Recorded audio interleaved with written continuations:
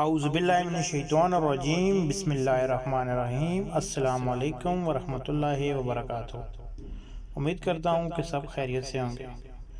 حضرت عبداللہ بن اسلام رضی اللہ تعالیٰ عنہ فرماتے ہیں کہ میں نے رسول اللہ صلی اللہ علیہ وآلہ وسلم سے جو پہلی بات سنی وہ یہ تھی کہ اے لوگو، اسلام کو عام کرو، ضرورت مندوں کو کھانا کھلاؤ اور رشتہ داریاں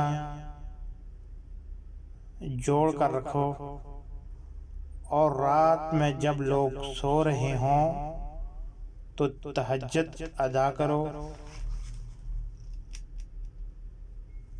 تم لوگ سلامتی کے ساتھ جنت میں داخل ہوگے۔ یہ وہ بات تھی جو حضرت عبداللہ بن اسلام رضی اللہ تعالیٰ عنہ نے نبی پاک صلی اللہ علیہ وسلم سے پہلی بار سنی تھی۔ المصنف ابن شیبہ حدیث نمبر 115، صحیح حدیث۔ اس طرح کی مزید اسلامک احادیث اور واقعات کے لیے ہمارا چینل سبسکرائب کریں۔ ملتے ہیں اگلی ویڈیو کے ساتھ۔ اللہ حافظ۔